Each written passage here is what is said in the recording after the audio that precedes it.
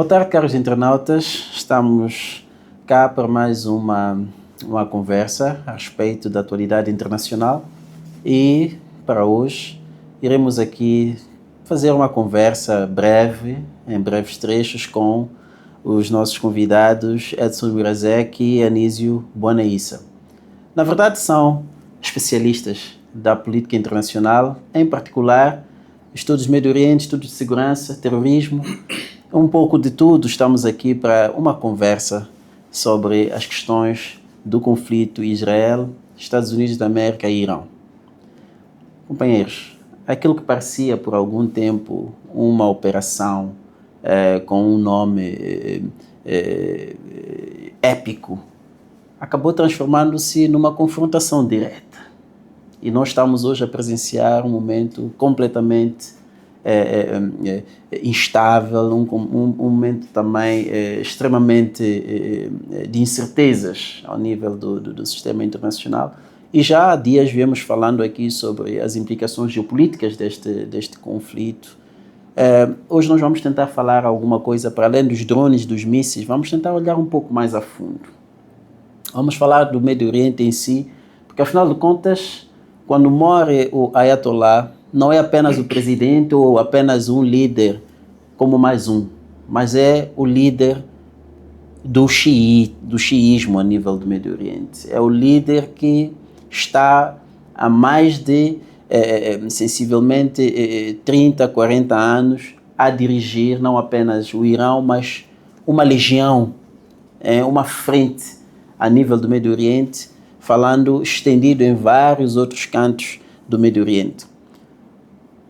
E olhamos para o Médio Oriente que, ao mesmo tempo, apresenta-se numa situação em que os Estados do Golfo, eles apresentam-se com alguma aproximação com o Estado de Israel através dos acordos de Abraham Accords, e também temos alguma aproximação, há algum tempo para cá, entre os Estados do Golfo com o Irão, mediado pela China.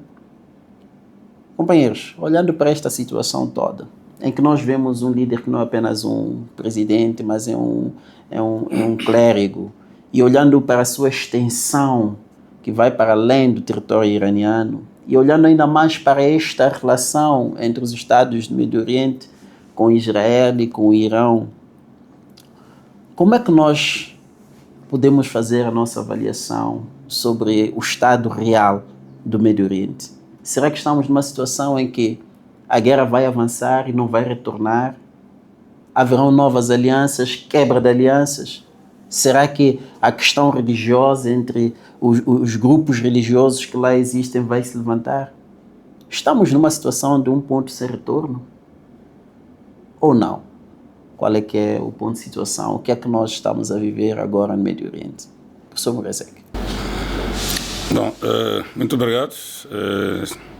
Sintam-se cumprimentados, caros internautas, e agradeço ao Dr. Carmona por me convidar para termos esta conversa em torno da região do Médio Oriente e, em particular, desta guerra que foi iniciada, penso que a 28 de fevereiro, pelo presidente dos Estados Unidos e o primeiro-ministro de Israel, com este nome interessante, Fúria Épica, que parece que a fúria épica já está a se transformar até, não sei se chamaria de medo épico ou paranoia épica, olhando para os últimos pronunciamentos do presidente dos Estados Unidos, quando, há poucos dias, ontem ou antes de ontem, quando, começou uma guerra sem ter feito consultas aos seus aliados, e de repente, quando as coisas correm mal, porque o Irão fechou o Estreito de Hormuz, já começa a fazer ameaças, pede apoio fazendo ameaças aos seus próprios aliados, que entretanto quase todos eles estão a distanciar-se do pedido do presidente americano para que esses aliados enviem os seus navios para o Estreito de Hormuz para tentar libertar o Estreito de Hormuz e que possam passar navios. Mas, olhando para a região como um todo, como dizia, temos que olhar para a região do Médio Oriente, olhando nesta dimensão religiosa, de que é uma região dominada pelo Islão. Islão é este que tem duas grandes vertentes, que é o xiismo, os xiitas, e o sunismo, dos sunitas. E a maior parte, obviamente, destes dois grupos são os sunitas, em todo o Médio Oriente, mas há 3 países ali em que a maior parte da população é xiita, que é o Iraque, o Bahrein e o Irão. E no Irão, depois da Revolução Islâmica em 1979, o Irão passou a ser governado por um meio, quer dizer, a Constituição do Irão baseia-se no Islã, nesse caso o Islã xiita, e o Ayatollah, que é o líder religioso, o líder supremo do Irão. O Irão tem uma coisa interessante: tem um presidente que é eleito de 4 em 4 anos, tem um parlamento que também é eleito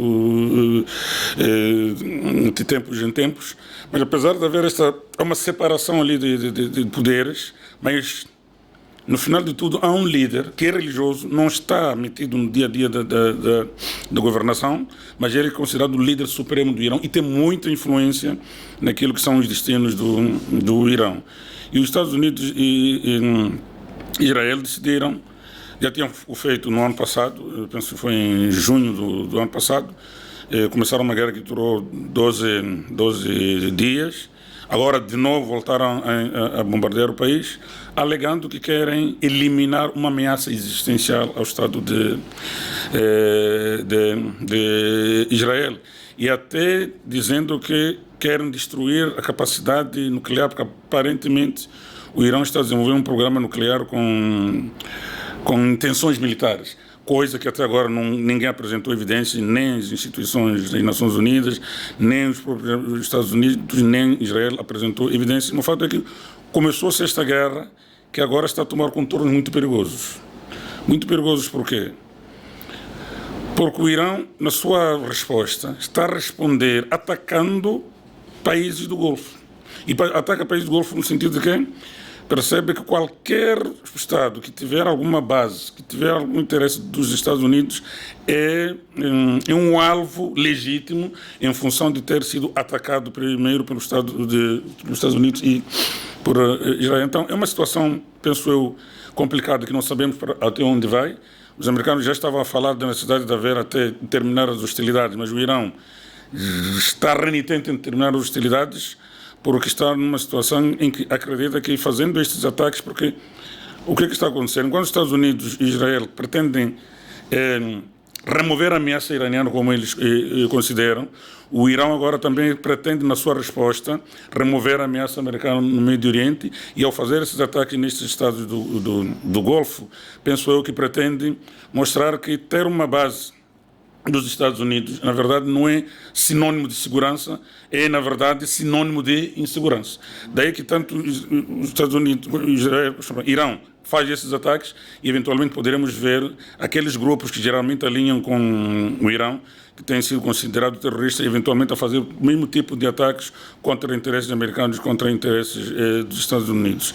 Desculpa, de Israel. Então, para começar a conversa, eu diria que este ataque iniciado pelos Estados Unidos efetivamente tem implicações muito perigosas para a região do Médio Oriente e para o mundo, tanto mais é que o preço do petróleo está todos os dias a subir, e não sabemos até onde vai parar.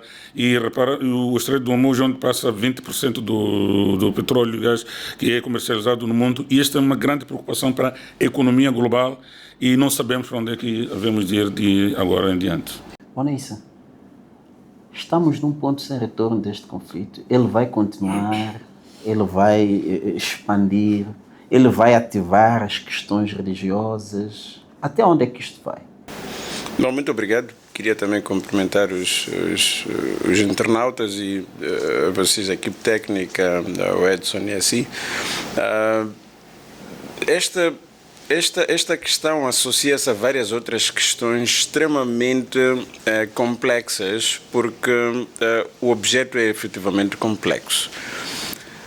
A região do Médio Oriente pode ser considerada o coração do mundo, porque é de lá onde bombeia-se os elementos vitais para o respirar global. O que é que eu quero dizer? A economia global ela é ancorada no recurso estratégico que é o petróleo, que depois de lá derivam tantas outras coisas e que facilitam a operação de todo um complexo industrial global. Então é o petróleo. Segundo, aquela região é extremamente sensível em termos de logística global, porque os grandes cursos que facilitam a mobilidade de tanto petróleo quanto de outros commodities têm naquele centro, falamos do Estreito de Hormuz especificamente para a saída de combustível, mas tem o espaço mediterrâneo,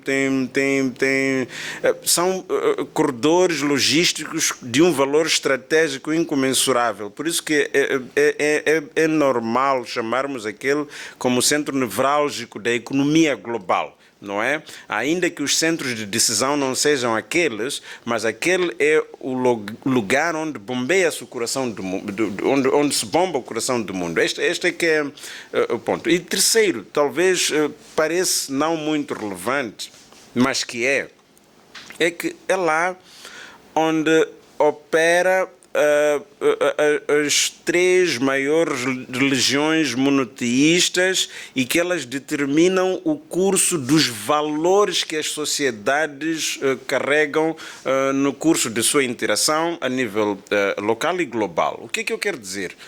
É que numa região que é sensível em termos de mobilidade, por um lado de recursos e existência dos próprios recursos, quando nós temos o encontro de elementos altamente sensíveis como valores, e nós quando falamos de conflitos por valores estamos a falar de conflitos com uma dificuldade extrema em fazer sua gestão e resolução, porque em princípio, teoricamente, os valores são inegociáveis, não é? Então este elemento leva aqui a sensibilidade dos assuntos que são tratados naquela região cada vez mais se elevem. Então, se nós temos toda esta base como sendo a plataforma para o nosso início de conversa, esta interação conflitual que começou pelos Estados Unidos e Israel bombardeando e principalmente decapitando o xiismo que é dominante no Irão e em poucos outros países na região, traz-nos aqui um desafio extremo de como é que nós vamos, por um lado, fazer o diálogo com este xiismo que, em algum momento, apesar da hostilidade com o sunismo, que procura ter aproximação com os grandes centros de decisão global, de modo particular com os Estados Unidos, veja que a lógica islâmica regional, mesmo com a perspectiva que se apresenta violenta, os americanos tinham um diálogo altamente construtivo com os países do Golfo, grande parte deles, e tinham os seus interesses bem acautelados. E eles não tinham uma relação de hostilidade plena com o Irão.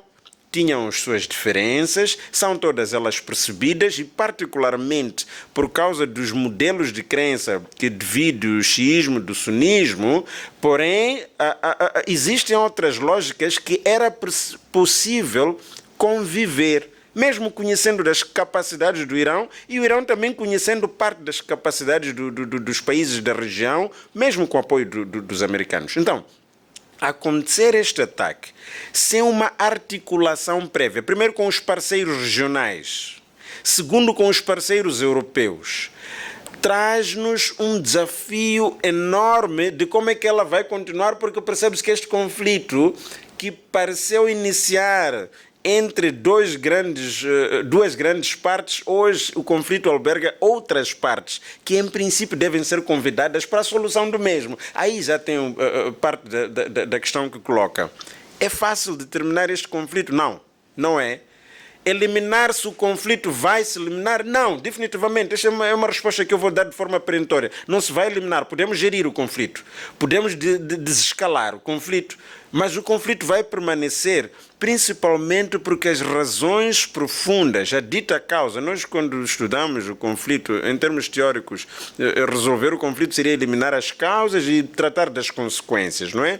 E como é que tu eliminas a causa? Não é tarefa fácil eliminar o conflito que opõe Israel e os Estados árabes no geral e de modo muito particular com o Irão. Não estamos num ambiente muito fácil. E se não estamos num ambiente muito fácil, tivemos facilidade em iniciar a hostilidade em termos de violência, porque a hostilidade sempre esteve lá, mas em termos de conflito na sua dimensão violenta, não vai ser fácil nós pararmos. Por quê? Volto à lógica de resolução de conflitos. Eliminamos as causas e tratamos das consequências. As consequências são duras. Você decapitou um regime, decapitar entre aspas, porque a lógica de articulação desse regime não centrava-se no Ayatollah. Ayatollah é um símbolo, porém é um símbolo e é cabeça. E você tirou este cabeça. Então, esta é uma consequência que cria feridas completamente complexas de serem curadas. Há uma obra de algum teórico, não me recordo agora o nome, que diz por que odiamos a América.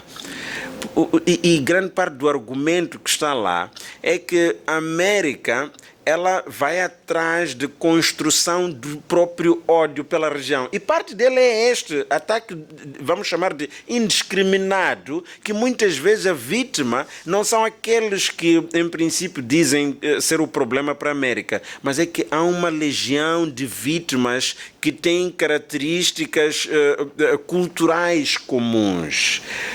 Se perceber o que acabou de acontecer entre o Israel e o Hamas no Médio Oriente, Gaza, há de perceber que a quantidade e qualidade dos perecidos lá não tem muito a ver com os militares, tem a ver com um povo que tem uma história que percebe que está sendo chacinada. É este dito ódio, o alegado ódio que se sente por América em algum momento, que decorre de todo um sonho que você quebra regional e que dá, em algum momento, espaço a nível global, grandes grupos para fazerem reflexões e trazerem ilações sobre o valor de uma unidade destruída.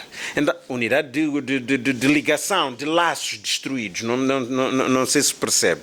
Então, há várias questões que trouxe quando fez a pergunta, mas uma das perguntas essenciais foi: este conflito veio para ficar, ele vai continuar? Eu, analisando em termos de conflito, eu sei que a minha crença é que o conflito sempre esteve lá, e o princípio não foi hoje. O que aconteceu foi, tornamos aquele conflito, em algum momento, violento, atingimos algum pico, como já houve momentos de história igualmente desta natureza, para um e outro local naquela região, mas nós hoje temos outros elementos. Quais são esses outros elementos? É que houve uma resposta inesperada, pelo menos em termos de abordagem, que a história nos habituou naquela região. Mesmo a considerar pela última intervenção violenta do ano passado, não tivemos uma resposta a esta altura do Irão. É porque o Irão não tinha capacidade? Muito provavelmente não, mas estrategicamente não convinha fazer uma resposta na escala em que se assiste agora, por vários motivos. Então, definitivamente, para esta questão, não. Envolve vários grupos, como trazia aqui o ponto para o nosso debate, questões religiosas. Eu acho que talvez podíamos formular uma pergunta específica para nós discutirmos a articulação religiosa regional, que podia nos trazer respostas para o tipo de articulação que está-se a ver hoje. Veja, é uma coisa estranha como quem diz que está a acontecer. O Irão repostou com ataques massivos em relação aos seus vizinhos, os outros países do Golfo, que se assumem parceiros de algum modo estratégicos dos americanos. Eu digo de algum modo porque é sempre questionável isso. Mas conhecemos nós também alguma capacidade daqueles países. Não estou a falar da capacidade instalada nas bases americanas, estou a falar das capacidades que caracterizam aqueles países. E a pergunta que devia nos provocar é: por que esses não fizeram uma única resposta para o Irão? Há muita coisa que podemos encontrar respostas, talvez na religião, na solidariedade e noutros elementos estratégicos. Não só nisso, não vamos nos centrar nisso. Noutros elementos estratégicos que vale a pena colocarmos na mesa sobre a reconfiguração da vida no Médio Oriente e, mais do que reconfiguração da vida no Médio Oriente, reconfiguração das placas tectônicas que se movem a nível do globo. Aí haveríamos falar de outros intervenientes como a Rússia, a China, a Índia e a África como bloco, pelo menos ainda não pode ser assumido um país específico. Alguns falam do Egito, outros da África do Sul, mas esses jogam papéis, acredito eu, periféricos, né, em alguns assuntos relativos a este confronto. Eu quero acreditar que enquanto o mundo olha para o Estreito de Hormuz apenas, esquece de olhar para a realidade que o Médio Oriente representa, em termos econômicos, em termos religiosos, assim como foi mencionado há bem pouco tempo, que é um dos aspectos profundos que em algum momento pode até ser a razão pela qual os Estados da região não estejam a envolver-se numa dinâmica conflituosa e direta. Falava bem há pouco tempo que em algum momento os Estados do Golfo assinaram algum acordo com Israel em função de um acordo chamado Abraham Accords, não é? Acordos de Abraão. É um acordo que remete de alguma forma a alguma perspectiva, a alguma abordagem religiosa. Acordos de Abraão, uma forma de trazer uma paz vinculada e verificada exatamente em um ancestral comum para todos eles. Por isso que entretanto, quando comecei a falar, discutia das três maiores religiões que exatamente os ancestrais. E Abraão é definitivamente. Exatamente. E sobretudo, nós encontramos aqui uma particularidade com o Irão. É que o Irão é Islão, mas é um Islão que não é sunita, que não é um maioritário. E que é este Islão que, acima de tudo, neste momento, para quem está dentro do Irão, quem faz parte do Islão sunita, pode estar a olhar isto não apenas como um ataque político, mas como um ataque à cabeça, ao representante do xiismo para toda a região. Então, é aí onde, de alguma forma, isto pode servir como um travão para alguns dos estados da região para evitar que ecloda algo que transcenda as questões políticas e chegue às questões religiosas e fica uma desordem maior no Médio Oriente. É uma percepção. Mas há aqui uma questão ainda por detrás que podemos olhar, é que há uma experiência também que os estados da região vão acompanhando pelo mundo. Há bem pouco tempo ainda aí uma guerra paralela da Rússia e Ucrânia. A Ucrânia entrou lá com apoio americano. Mas depois de algum tempo a América retirou-se. E a Ucrânia está lá. Não seria esta, porventura, o mesmo receio que os estados da região, neste caso as monarquias do Golfo, também receiam entrar para uma guerra, fica uma confusão e depois a América sai lá e eles continuam em choques maiores lá. Por quê? Não estou convencido que se tenha tomado em consideração esse aspecto mais profundo do Médio Oriente quando se fez o ataque. As repercussões, se tivesse tomado em consideração este aspecto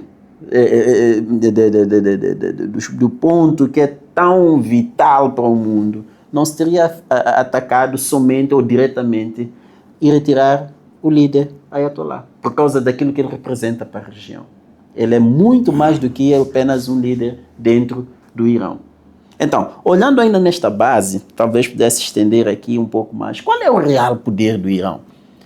Porque estamos a ver o Estreito de Hormuz fechado, estamos a olhar para a economia global, mas não é somente isto. Afinal, qual é o verdadeiro poder do Irão? Professor Morazek. Não saberia dizer qual é o verdadeiro poder do Irão, mas se os Estados Unidos deram-se ao trabalho ou dão-se ao trabalho de colocar o Irão como o seu maior adversário, o maior inimigo na região do Médio Oriente, só isso por si pode significar, ou significa que de facto é um Estado que tem poder. É um Estado que tem poder e que desafia as ambições hegemônicas dos Estados na região do Médio Oriente, que desafia, acima de tudo, o maior aliado dos Estados Unidos da América na região do Médio Oriente. É importante lembrar que o Irão só tornou-se inimigo, assim se pode dizer, dos Estados Unidos depois da Revolução Islâmica em 1979. E sempre foi, no passado, foi um grande aliado. Aliás, já foi o maior aliado dos Estados Unidos na região do Médio Oriente. E as relações azedam quando há uma revolução no Irão, que coloca os clérigos xiitas no poder. Clérigos xiitas, e eu acho que o problema nem é os clérigos xiitas estarem no poder, ou o xiismo estar no poder como tal.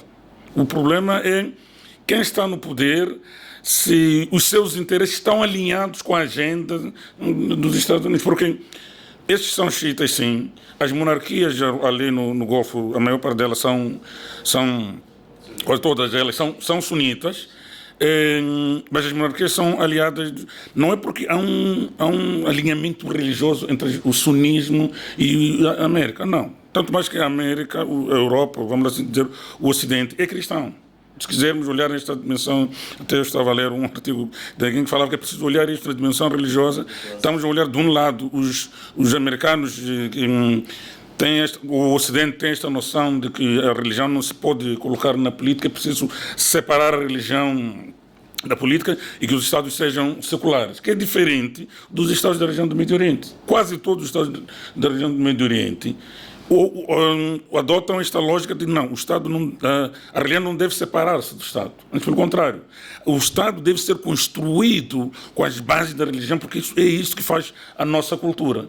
No Médio Oriente, tens o Estado iraniano, que olha isto, mas a sua dimensão religiosa é do xiismo. Mas a Arábia Saudita é sunita e vários daqueles estados são sunitas. O problema maior não é exatamente se é xiita ou se é sunita. De facto, decapitaram o líder de uma facção que não terminou com o regime. Aliás, decapitaram o líder e vemos a resposta toda. Então, eu penso que os americanos, principalmente deste presidente em que está no poder neste momento, quando olham para este tipo de aventura, olham na dimensão de business, na dimensão de negócio. Este é o maior interesse, é fazer negócio. Talvez acredita que, eliminando o regime no Irão, terá um Irão mais favorável aos interesses dos Estados Unidos, e aí será mais fácil ter acesso, provavelmente, aos recursos do país. Não nos esqueçamos que o Irão é o segundo país com as maiores reservas de petróleo na região do Médio Oriente, depois da Arábia Saudita. Tens primeiro a Arábia Saudita, depois tens o Irão, depois tens o Iraque. E o fato de haver um regime anti-americano, assim podemos dizer, na região do Médio Oriente, no segundo país que tem as maiores reservas, um país que vai fomentando alguma resistência contra os interesses dos Estados Unidos na região, e esta resposta é demonstração disso, quando quero mostrar nos Estados do Golfo que ter bases americanas, ter a América como aliado não é sinônimo de segurança, e talvez na expectativa de que esses países podem... E repara uma coisa interessante em relação nesta guerra. Os americanos bombardeiam o Irão. O Irão responde fazendo ataques não só contra alvos americanos, mas também alvos israelitas, mas também contra alvos dentro dos países do Golfo. Os americanos acreditam, querem e vão pressionando os países do Golfo a entrarem na guerra porque estão a ser atacados. E os países do Golfo, o Irão, ao fazer esse bombardeamento, o que é que espera? Mostrar aos países do Golfo que ter bases americanas não é sinônimo de segurança, e eventualmente os países do Golfo vão dizer: ei, América, nós estamos inseguros por vossa causa, então saiam daqui. Quer dizer, os dois contêm esses dois interesses divergentes, e os países do Golfo pararam, sabe, nós não vamos responder. Talvez, provavelmente, porque já assistiram às histórias de estar do lado dos americanos. Os Estados Unidos invadiram o Iraque, destruíram o Iraque. Onde é que estão as tropas norte-americanas? Já se foram embora. As tropas norte-americanas foram ao Afeganistão, destruíram o país. Onde é que estão as tropas? Já foram embora. Mas aqueles países do Golfo, o Irão há de estar ali. Seja com este regime, seja com outro, o Irão... Esta guerra vai terminar eventualmente. Como dizia o meu colega do painel, o conflito vai permanecer. Aliás, o conflito é algo desejável. O único problema é quando atinge proporções violentas, como está a acontecer neste caso. Então pode ser que esta não resposta, mais do que como é que posso dizer? Esta resposta pode ser que isso é no sentido que, nós, aliás, há um magnata de um dos países, não me lembro se era Emirados Árabes Unidos, que fez um pronunciamento que eu acredito que é o pensamento das lideranças do mundo árabe. Escreveu uma coisa nas redes sociais, não me lembro se foi Twitter ou no X, diz assim: nós sabemos porque é que estamos a ser atacados. Numa dimensão de que estes ataques não é contra a Arábia Saudita, não é contra os Emirados Árabes Unidos, não é contra o Bahrein, não. Estes ataques é contra os Estados Unidos da América. Então, era uma espécie de que nós não precisamos entrar nesta confusão de responder o Irão, porque nós estamos cientes de que estes ataques é por causa dos Estados Unidos da América, e os Estados Unidos da América estão a provar não ser um aliado de confiança, tanto para os Estados do Médio Oriente, como a resposta dos europeus, que são os maiores aliados da NATO, quando diz: nós não vamos entrar nesta confusão, esta guerra não é uma guerra da NATO, então não vamos mandar, não há nenhum território da NATO que foi atacado, então não é nossa guerra, não vamos entrar. Então penso que, da mesma forma que os europeus estão a se distanciar, os países do Golfo, que acredito que sabem porque estão a ser atacados, no sentido de que é por causa das bases dos Estados Unidos. Os Estados Unidos é que iniciaram isso, eventualmente iniciaram por causa de Israel.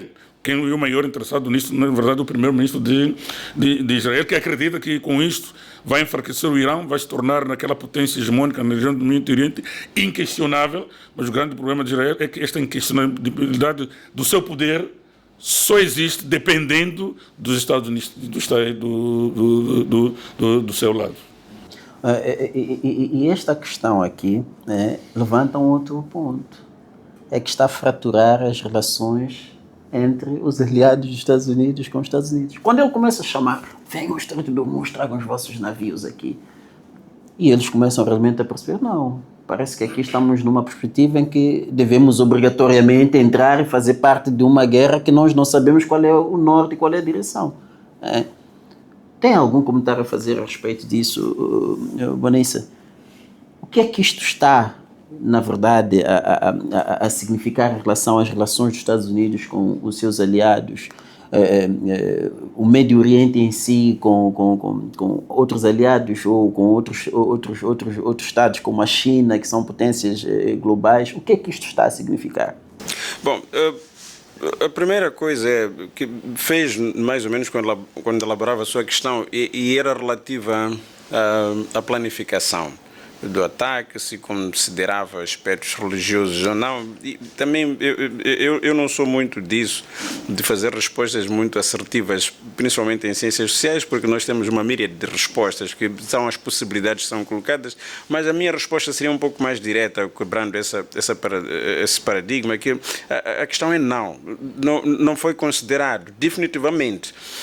E esta resposta não decorre meramente de um processo de observação, decorre igualmente da análise discursiva dos líderes atuais, com particularidade do presidente Trump. Ontem ainda eu referia que os especialistas não me informaram que haveríamos de ter uma resposta deste nível. Significa o quê? Existe uma estrutura que devia suportar um governo altamente responsável e poderoso a nível global, que devia suportar as suas intervenções a nível sistémico. Mas estamos aqui perante um novo tipo de liderança quando nós fazemos relações internacionais que a América já vai nos habituando. É o segundo mandato do presidente Trump, intercalado, mas é o segundo mandato. Mas percebemos que há uma dinâmica global de os conceitos de extrema-direita, nacionalismos, ocuparem alguns espaços, que depois confiam em alguns presidentes que têm alguns comportamentos com alguma perversão em algum momento, por causa do pensamento extremo sobre alguns assuntos de política internacional. Eu quero falar simplesmente de política internacional. Então, neste caso, o presidente Trump não teve um apoio técnico especializado que o orientasse a avançar com o conflito no Médio Oriente. Então, o que é que norteou este conflito? Dois ambientes. Primeiro, existe o lobby judeu. O grande assunto começa porque o Israel, na região, tem um posicionamento específico em relação ao Irão e o dito conflito, que não é de hoje, o grande opositor, talvez o maior, temos a figura do Irão, com algumas ressalvas nisto. Segundo, o lobby judeu é tido como o maior lobby a nível global. E o grande centro do lobby judeu é Washington e Nova York. Então, nós temos a facilidade de perceber porque que uma planificação combativa deficiente pode ter acontecido. Eu digo planificação já quando estou a falar de Israel. Israel teve alguma organização. A Mossad esteve em Teherão, teve conhecimento de questões sensíveis e estratégicas que os levaram a fazer ataque cirúrgico que eliminou a Ayatollah.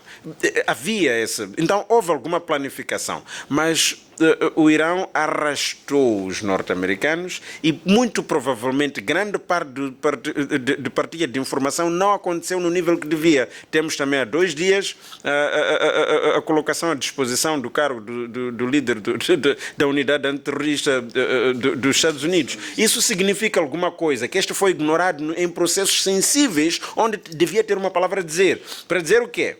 Que a Mossad israelita, que deve ter dado algumas cartas ao seu governo, ao governo do primeiro-ministro israelita, facilmente levou a que o governo israelita arrastasse os americanos, que são uma potência inquestionável a nível global, para este conflito. Então, planificação. Tudo isto é para responder o quê?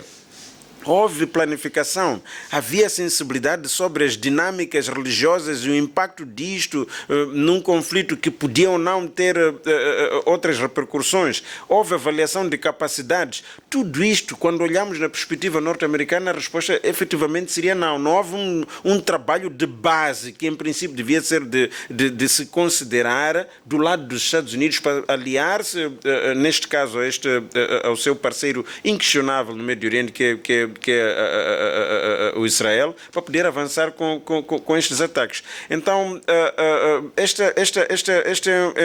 é um ponto específico. Agora, quando fala de outros atores, o que é que se ganha, qual a postura que tem, há atores que em princípio ganham com isso.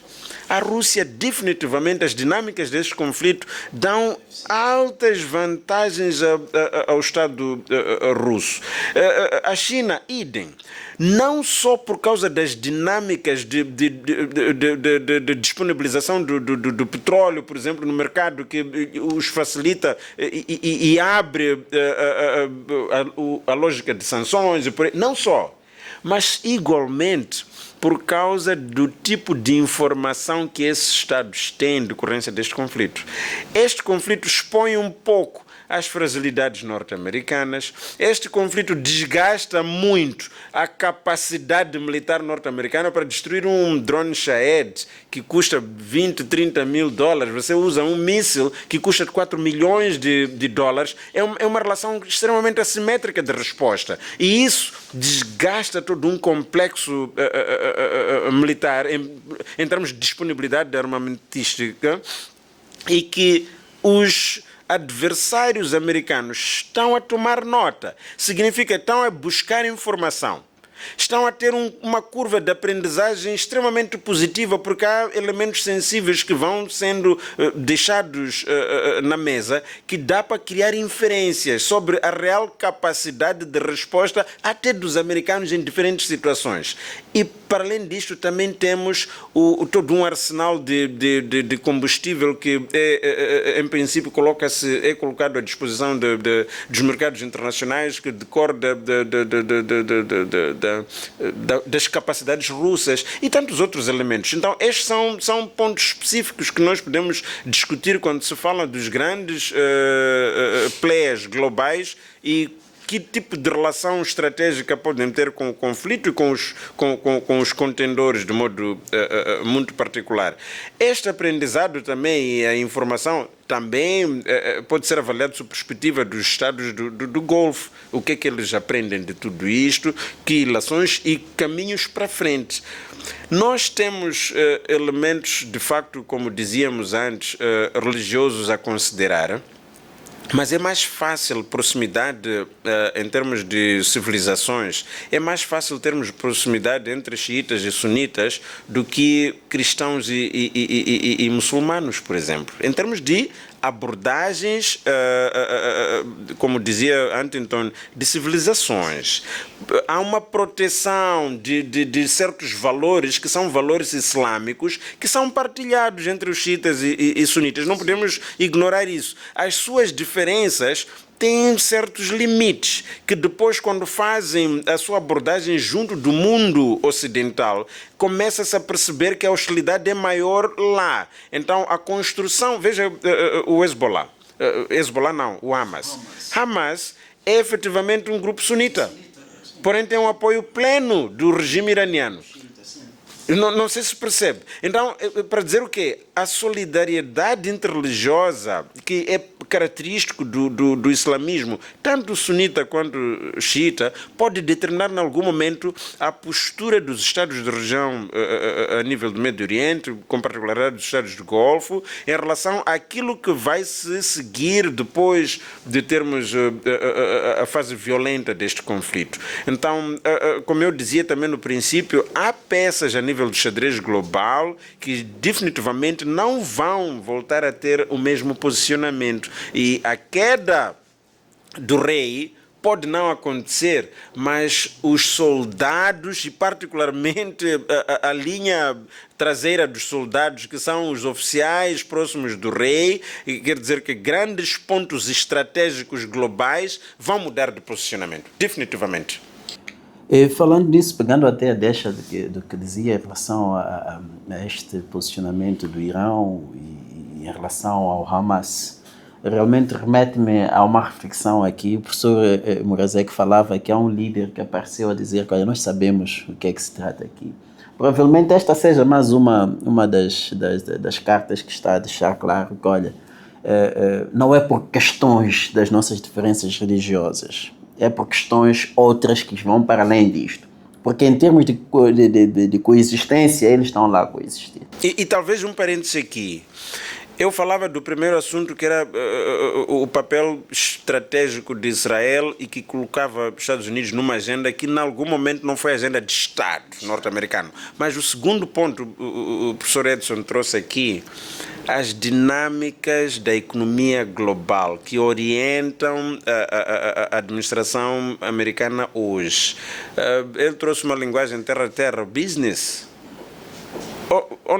Onde se produz, como se produz, onde é que está o mercado, como é que articulamos, o que é que, acima de tudo, nós ganhamos. Nós quem? Na verdade, não é necessariamente o Estado norte-americano. Há um grupo por detrás do Estado que é muito bem representado pela administração atual norte-americana, e volta-se a aliar o meu primeiro facto, que é o lobby judeu, que controla as finanças, no geral, a economia global. Este é que é o ponto. E a economia global assenta-se nas commodities, com particularidade do petróleo. Exato. E pegando exatamente neste ponto, que remete-nos a este grupo, que é um grupo, na verdade, que está a controlar a economia global, este lobby, acham mesmo que vai conseguir Israel, caso, por hipótese, consiga lograr o seu intento? Estamos a ver agora, os americanos estão a movimentar, já não é um só porta-avião, já estão a vir mais porta-aviões, está a aumentar o seu contingente, já está a falar de colocar tropas no território. Acham que, se por hipótese o interesse deste grupo, eu já não vou olhar para a administração como tal, mas do grupo que está por detrás, que está bem representado com a liderança de Donald Trump, lograr o seu intento na região, Israel estaria à altura de dirigir a região do Médio Oriente em termos de ser um líder regional aceitável? Aceitável reconhecível, ou aceite? Aceite, ou como é que isto seria, professor Mrazek? Não vejo chance de Israel ser aceito na região do Médio Oriente como um líder regional. Nota que os tais acordos de Abraham Accords que foram assinados, alguns assinaram com uma arma apontada à cabeça, alguns dos países. Eles se lembraram, o Sudão, por exemplo, para assinar disseram ou assinas ou não te damos dinheiro. Quer dizer, a negociata sempre foi esta. Repara que desde que o Estado de Israel existe, até a ascensão de Donald Trump no poder, que tem uma abordagem de business, de negócios, vai convencendo por via de isso aqui é business, os Estados Árabes não aceitavam, não tinham normalidade de relações com Israel. Os únicos países que se relacionavam oficialmente com Israel era o Egito, que em 79 assinou o acordo de Camp David, que valeu o líder egípcio nessa altura o assassinato por ter traído a causa, assim, vamos dizer, árabe. Depois dele, só a Jordânia, que assinou um acordo com Israel em 94, que não me traz. Depois disso, não há nenhum Estado árabe que se relaciona oficialmente, pelo menos, tem relação formal com Israel, porque a lógica era, enquanto não existir o Estado árabe palestiniano, não temos conversa com o Estado de Israel, até que Donald Trump conseguiu convencer esses Estados árabes a começarem a normalizar essas relações. Então, sinceramente, eu não acredito que... Vamos lá ver onde é que está Israel. Israel está numa região em que de todo lado, quando olha, árabe. Se não tem país árabe, tens Irão, que não é árabe, é persa. Se não tens esse, tens a Turquia ali do outro lado. Todo o resto é árabe. E há uma incompatibilidade aqui ideológica ou cultural, ou se quisermos civilizacional, entre o Estado de Israel, judeus, e os árabes. E o que agrava tudo isto é o problema da Palestina.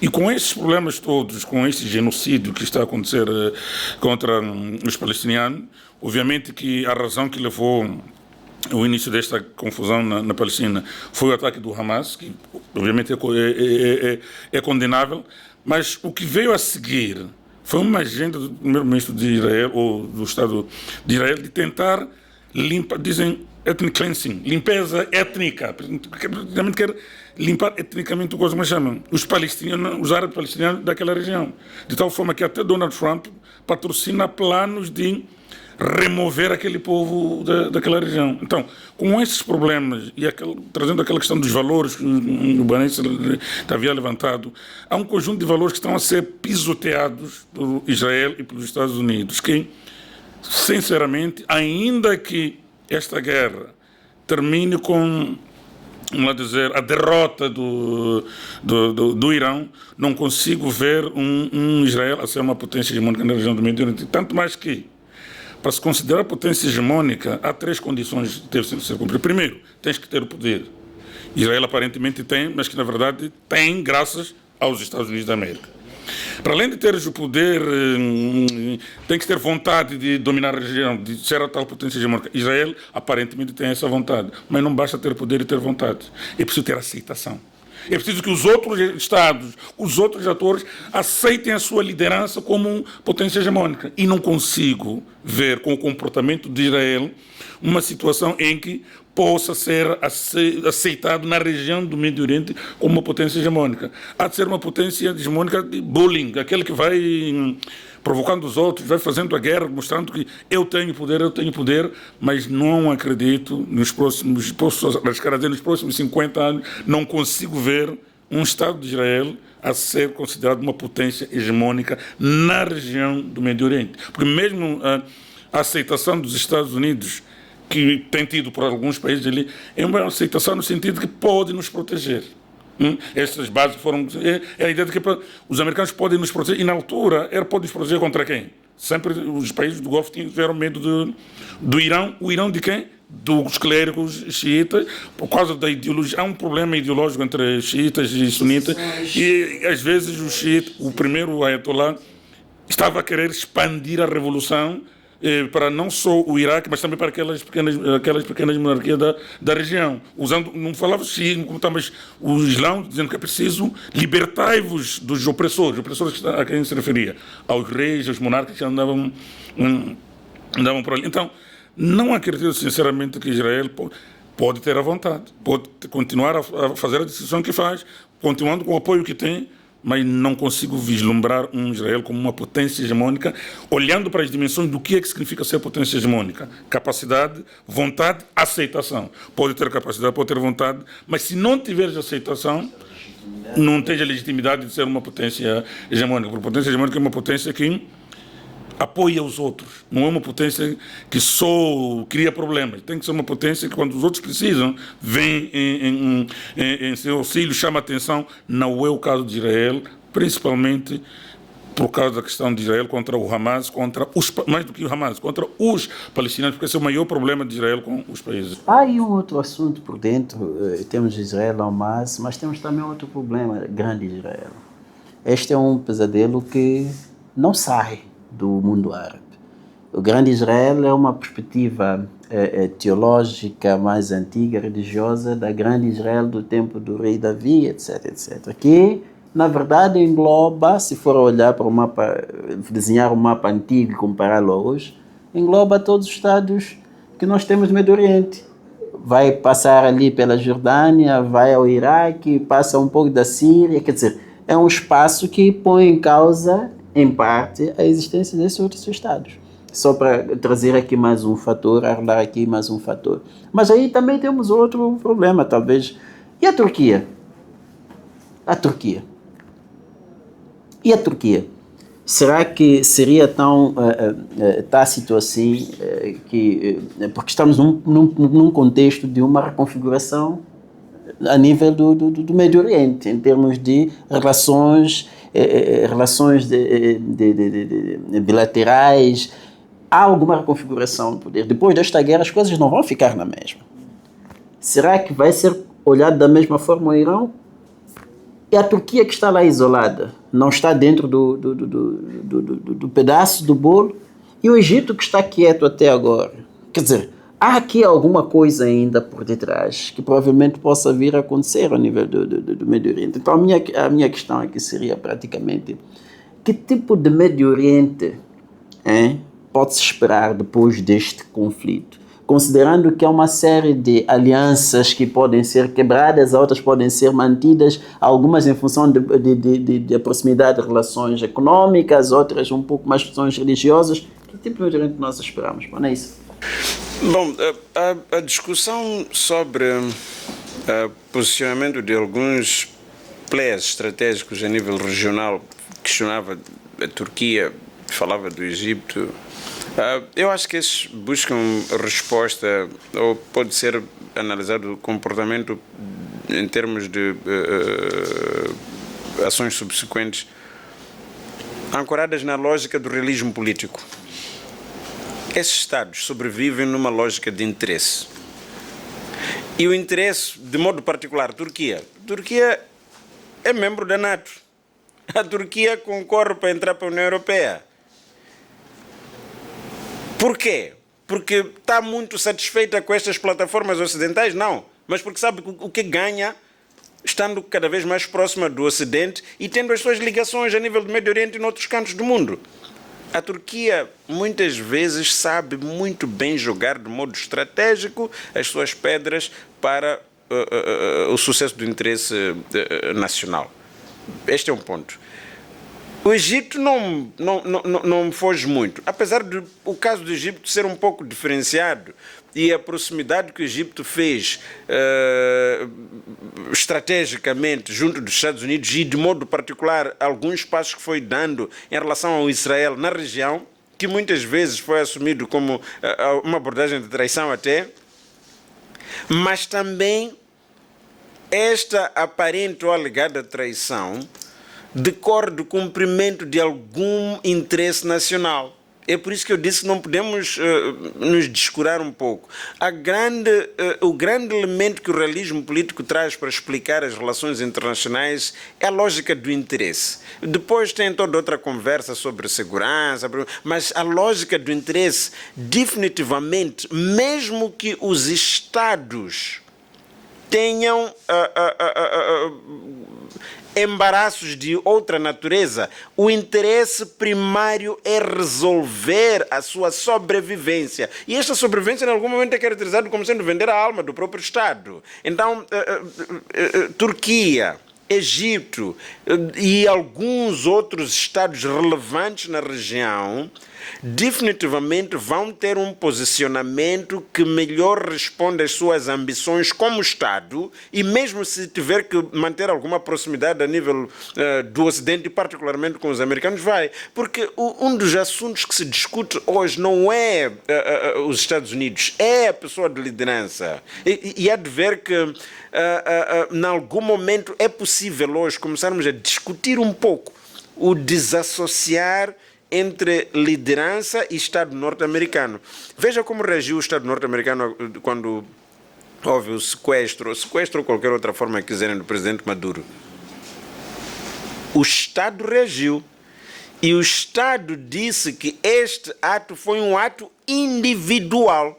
E mais, chamou para prestar contas. Por que que age assim? Se tu hoje vais para o sistema de justiça internacional pedir contas aos americanos por terem invadido um Estado retirado de um presidente, não foi um ato do Estado norte-americano, foi um ato de um indivíduo que usou recursos públicos para poder agir. Mas você também pode ir para o TPI, porque é onde podia caber acusar junto do TPI de crimes de guerra. Mas aí, primeiro, não tem, os Estados Unidos não é signatário, é o espaço onde ele vive, mas mesmo não sendo signatário, o TPI pode fazer prossecução desta solicitação. Mas qual é o Estado que tem coragem de meter numa vergonha destas um presidente norte-americano? E depois tem outros elementos que nós trazemos. Então, há questões sensíveis que eu acho que, em termos de interesse de Estado, se fosse qualquer um outro Estado, muito provavelmente teríamos um processo a nível do TPI, teríamos tentativas junto do Tribunal Internacional de Justiça, talvez por causa da percepção de alguns sobre a ação de um presidente norte-americano associando ao Estado norte-americano. Então podíamos ter várias tentativas de fazer valer a norma internacional. Mas o Estado que, em princípio, por causa da soberania ou da estabilidade hegemônica, em termos teóricos, que é o Estado que devia ser guardião disso, é o Estado que está a promover. Então não há muita condição para nós falarmos de um mundo onde grandes alterações estratégicas podem decorrer disto. E, como eu disse, há alterações no xadrez político global. Onde vamos sentir todos nós, mas muito provavelmente quando esta liderança baixar um pouco a guarda, também vamos ter reposicionamento de algumas peças, porque o Estado norte-americano, em princípio, pelo menos a médio prazo, continuará a gozar da hegemonia que tem a nível do sistema. A grande luta pode ser para fragilizar novas abordagens de transações globais económicas, transações políticas, que depois dão espaço nas transações sociais, ou começam pelas transações sociais. Veja que a China avança rapidamente com a mobilização do mundo no abraço ao confucionismo, língua de modo muito particular, a língua nacional chinesa. Como é que é o mandarim, que é partilhado massivamente a nível global? É cultural, mas este cultural é para responder a alguma coisa. Como é que nós vamos ao mundo? E como é que o mundo chega a nós? Então vem criando facilidades, o soft power que nunca foi usado pelos chineses e algumas outras potências que hoje são equacionadas. Então isto vai determinar que, de facto, não voltemos ao status quo ou à posição primária, mas temos que ter cautelas em relação a como os Estados Unidos, como Estado, vai fazer política externa depois de tudo isto e vai se inserir na política internacional, igualmente como as outras potências e os outros Estados. Estados pequenos é um pouco mais fácil, porque não perdem a lógica do interesse nacional, mas esse interesse nacional é medido a régua esquadro, sobre como é que faz a sua colocação aqui, como é que faz o seu apoio nas plataformas globais em termos de direito, como Nações Unidas e outros. Então, tudo isso é política internacional avançando. O mundo não ficará mais da mesma forma. Não. Definitivamente, não tem como. Não.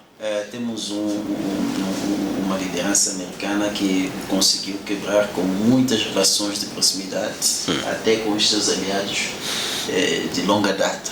Está numa situação em que, para se repor isto, na verdade, terá de levar o tempo e uma liderança carismática, sob maneira para passar por trás a borracha de tudo o que aconteceu nesta liderança, sem dúvida nenhuma. Vamos passar um pouco aqui para olhar para nós, Moçambique, com tudo isto. Nós somos um Estado se me permite assim dizer, multiétnico, religioso, etc, etc. Nós temos dentro do território nacional muçulmanos, xiitas, sunitas, temos cristãos, temos etc, etc. Como é que isto pode, de alguma forma, servir de lição para Moçambique? Alguma lição pode-se tirar sobre algum tipo de impacto que isso pode ter na nossa realidade moçambicana? Professor Morazé. Lição que podemos tirar, mas antes de falar de Moçambique, só queria dizer que mundo é que nós vamos ter depois disto. Eu penso que há 2 precedentes que foram criados e que nos levam a crer que agora as potências que se consideram potências vão passar a ter comportamentos desviantes. Digo isso porque primeiro tivemos a Rússia na Ucrânia. Os americanos tentaram liderar uma campanha internacional para, vamos lá assim, diabolizar a Rússia como aquele país que violou o direito internacional, invadiu outro Estado, etc, etc. E aquele conjunto de sanções estavam a ser lideradas pelos Estados Unidos. Agora, de repente, os membros dos Estados Unidos que queriam mostrar uma postura de guardião da legalidade internacional e etc, etc, vão atacar um país sem nenhuma razão aparente. Foram invadir, como foram bombardear o Irão, pelo menos até agora não há uma justificação que convença a quem quer que seja, e talvez por isso que não está a ter o apoio dos seus próprios aliados, que trataram logo de se distanciar. Então o meu receio é que estas grandes potências, principalmente as 5, aquelas que têm o poder de veto no Conselho de Segurança, o meu receio é que, de agora em diante, quando elas tiverem um interesse que consideram que deve ser alcançado, não importa se as Nações Unidas existem ou não, vão querer usar a força para impor a sua vontade, porque é isto que está a acontecer com os Estados Unidos no Irão hoje. Então, não gosto de pensar no que é que nós vamos ter no futuro se este tipo de comportamento daquelas grandes potências, aquelas que deviam ser guardiães da legalidade, são as primeiras a pontapear o direito internacional, a pontapear as organizações internacionais para agir individualmente como free riders. E espero que as outras não façam isso, porque estou a olhar ali a China, que tem um problema ali bicudo, algures, em Taiwan. Que legitimidade os Estados Unidos poderão ter para questionar o que quer que seja, por exemplo, que a China queira fazer com aquele território que considera seu.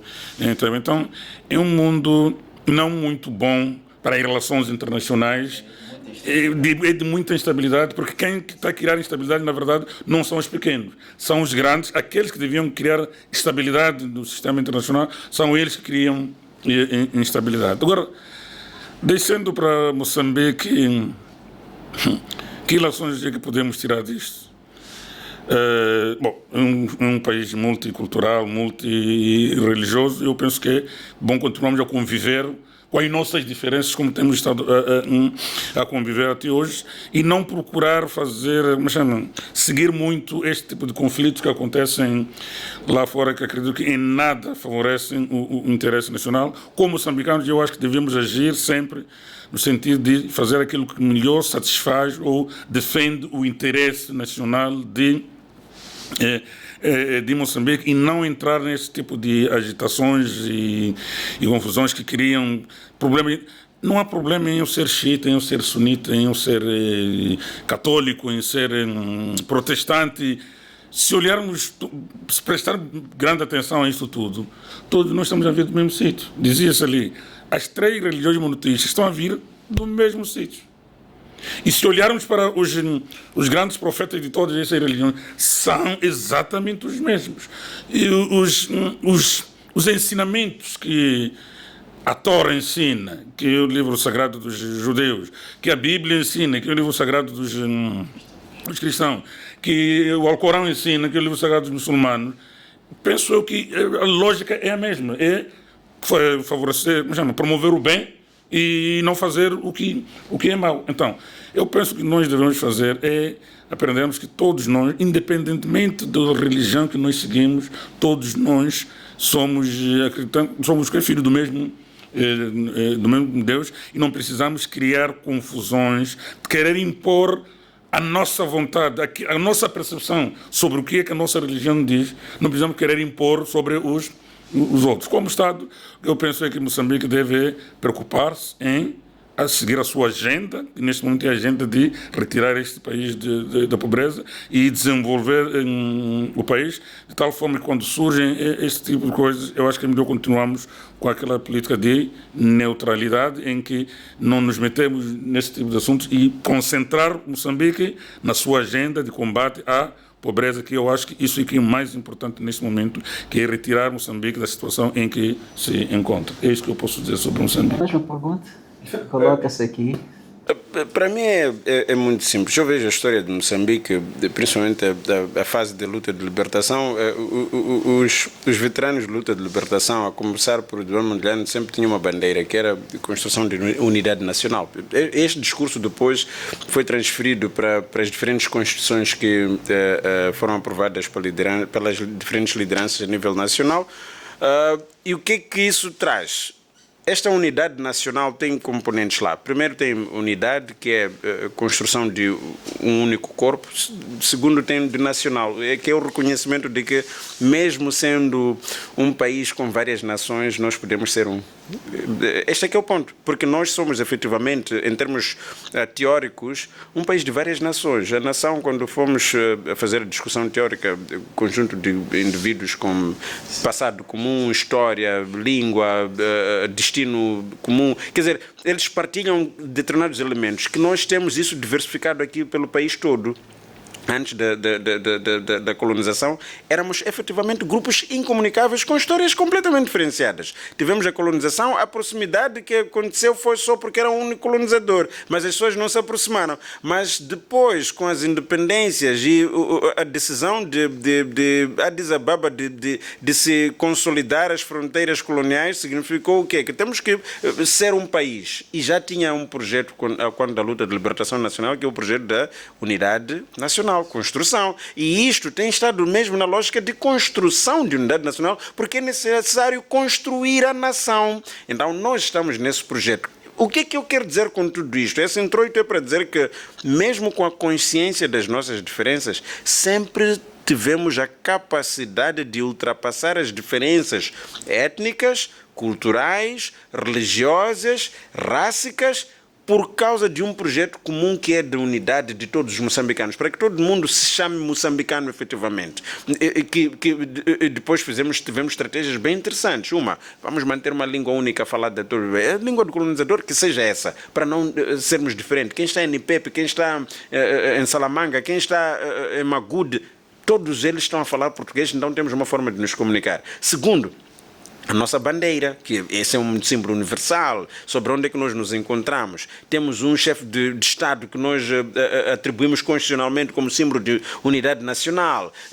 Há elementos que nós vamos criando, vamos colocando, e depois houve alguma estratégia específica que diferentes governos em Moçambique levaram a cabo, que era para consolidar a dita unidade nacional, porque percebiam que pode existir fragilidades que depois outros Estados já experimentaram, que podiam nos levar a situações de hostilidade, que hoje estamos a discutir religião no Médio Oriente e as diferenças que isto pode trazer para a estabilidade ou não. Então, vamos lá, uma política de deslocalização de quadros. Quem está em Niassa põe Maputo, quem está então distribui. Já aconteceu neste país. Então, esta foi uma lógica de quê? Põe lá os quadros para terem outra forma de socialização. E às vezes quadros recém-formados para ir casar lá. E depois, eu sou fruto disso. Quem olhar para a janela da minha família vai perceber que nós temos norte, centro, sul bem impregnado em nós, que depois não tenho facilidade eu em ter uma hostilidade com alguém do centro ou do norte ou de cá do sul, porque o sangue que corre em mim tem esta ligação toda.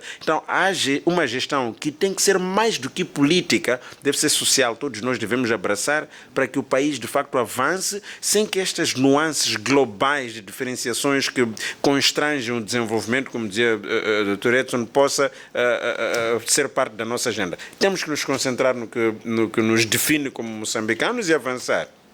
É uma questão de identidade, de ser fortalecida, de ser mantida acima de tudo. E já vamos à reta final. Já, na verdade, não há muito a dizer. Se daqui a 50 anos tiver que se contar essa história, o que é que estará nos livros a respeito destes conflitos todos? O que é que estará nos livros? De modo muito particular sobre este conflito, alguém me perguntava assim, eu dizia que vamos chamar a Terceira Guerra do Golfo. Quer dizer, mesmo com outros atores que nós percebemos ali, mas quem sabe facilita um pouco a nossa abordagem hoje para fazer previsão de futuro. Vamos chamar uma Terceira Guerra do Golfo, que eu acho que a grande surpresa que está a acontecer agora, como sempre dissemos, é a violência. Este problema está lá e nunca foi resolvido. E provavelmente ainda vai levar o seu tempo a resolvermos. Não sei se é uma questão geracional para ultrapassarmos, mas o problema está lá. O que nos surpreende hoje é a tamanha violência. É só isso. E particularmente a mobilidade, o móvel desta violência. Talvez aí também seria um assunto que estávamos aqui a discutir, as questões que têm estado a nortear um indivíduo no seu consulado. Veja que 7 presidentes norte-americanos desde 79 nunca atacaram o Irão. Como é que este ataca? E diferentes colocações que foram trazidas aqui, não é? Ataque digo, nestas condições, nestes termos, porque de facto já tivemos outras relações de hostilidade, até militares, com o Irão, que não chegou a... Este é que é o ponto. Daqui a 50 anos, vamos dizer que há 50 anos atrás, os Estados Unidos os países daquela altura comportavam-se como um mundo de Hobbes, em que é de luta de todos contra todos, em que parece que não há regras, não há, quer dizer, o mais forte é que pode sobreviver. Eu acho que é isso que vão dizer. O mundo esteve à beira do regresso ao estado de natureza. Exatamente, o mundo esteve à beira do regresso ao estado da natureza. Eu acho que é isso que as próximas gerações vão dizer, porque sinceramente não consigo compreender, quer dizer, consigo compreender usando teorias e tudo para tentar explicar isto, mas não vejo por que razão. Aliás, nem os próprios americanos veem por que razão é que houve este ataque. Eu recomendo a escutarem, há um áudio que está a circular aí nas redes sociais do presidente Bill Clinton, em que ele analisa é interessante como ele faz esta referência, que desde 79 houve tantos presidentes, eu incluído, houve 2 Bushes, houve Obama, nunca tivemos esse tipo de comportamento. O que procuramos sempre foi gerir esse tipo de relação e não necessariamente criar este problema que agora está a pesar para o bolso do próprio cidadão norte-americano, para não falar dos nossos bolsos. E muito obrigado. Obrigado aos convidados por este momento de conversa e dizer aos internautas muito obrigado também pela vossa atenção e voltaremos com mais assuntos para as próximas edições. Muito obrigado.